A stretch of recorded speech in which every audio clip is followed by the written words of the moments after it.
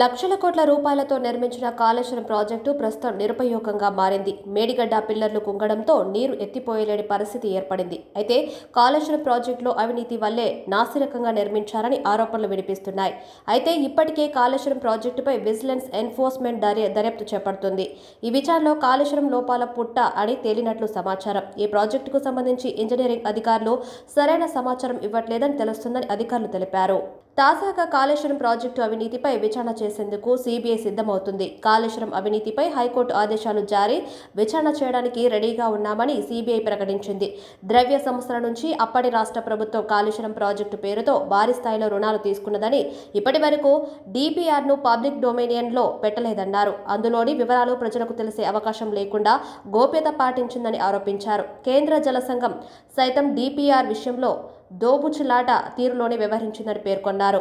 కాళేశ్వరం ప్రాజెక్టును సమస్యాత్మకంగా ఉన్న తుమ్మిడిహెట్టి నుంచి మేడిగడ్డకు మారుస్తూ గత ప్రభుత్వం నిర్ణయం తీసుకున్నదని, 40,000 కోట్లతో పూర్తయ్యే ప్రాజెక్టు వ్యయం 2 లక్షల కోట్లకు పెంచిందన్నారు. మెగా ఇంజనీరింగ్ లిమిటెడ్ కంపెనీకే డిజైన్, ఎగ్జిక్యూషన్, బిల్లుల చెల్లింపు అధికారం కట్టబెట్టిన అప్పటి గవర్నమెంట్ ఇందుకోసం ఈపీసీ కాంట్రాక్టు పద్ధతిలోని లొసుగులను వాడుకున్నదని ఆరోపించారు.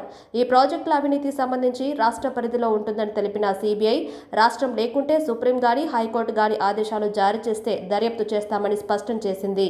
అయితే విచారణకు సంబంధించిన అవసరమైన సౌకర్యాలను రాష్ట్ర సర్కారే కల్పించాలని సిబిఐ ఎస్పీడీ కళ్యాణ్ చక్రవర్తి తెలిపారు. కాళేశ్వరం ప్రాజెక్టుపై సిబిఐ దర్యాప్తు చేపట్టాలని రామ్మోహన్ రెడ్డి అనే వ్యక్తి హైకోర్టులో పిటిషన్ దాఖలు వేయగా, ఈ పిటిషన్పై సిబిఐ నుంచి కళ్యాణ్ చక్రవర్తి కౌంటర్ దాఖలు చేశారు.